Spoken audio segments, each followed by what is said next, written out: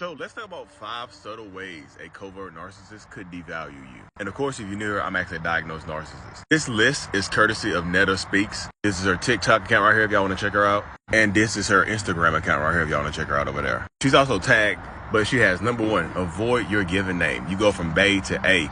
They suddenly stop using your name in sweet pet names. Yes, a lot of narcissistic and toxic people will absolutely start to subtly devalue you by not using your pet names anymore. You go from Boo to whatever they call you, Stink, Big Head, Knot Head, whatever horrible nickname that they come up with for you. Kind of like they start to not only devalue you, but depersonalize you as well. And they start treating you kind of like an object sometimes. Number 2, uninterested in your activities or achievements. Yes. A lot of narcissistic people will undervalue your accomplishments and are jealous of your accomplishments and your success.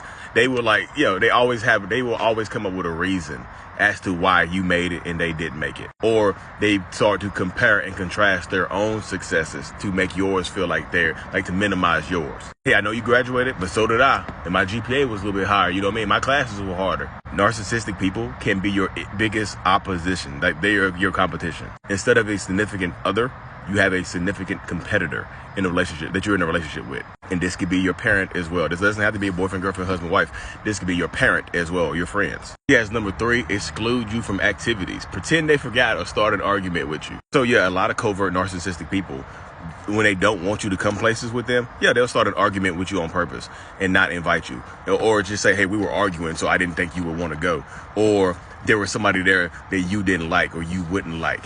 And a lot of times they do this, y'all, because they might be meeting someone else there. Like they might be meeting the new supply or their affair partner at this specific event and they want to appear single. So anytime something big is coming up, like a birthday party, bachelor party, whatever it is, they always try to argue with you or start an argument with you just so you won't gonna come. Or they'll say something like, oh, I just didn't think you would want to go to something like this. You never seemed interested in this before.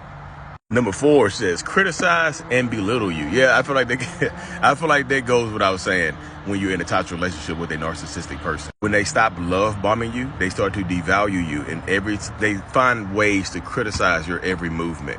And they find ways to belittle you so you don't want to talk or speak. Like your opinion matters less and less and less. Like the longer you're in a relationship, the less your opinion matters to this person. They will try to hurt your feelings all the time, y'all. And they tell you that you're too sensitive.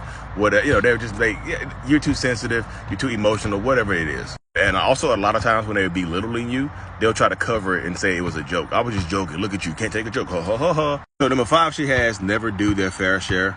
Could be true in a lot of toxic situations. I feel like this is going to vary depending on your type of relationship right here. But they always find ways to compare and contrast to make it seem like their job is harder and they work harder. So that's why they don't have to do things at the house, or they pay most of the bills so they don't have to do things at the house. Like a lot of times you see this in a domestic partnership where they just make you feel like you have to take care of the house.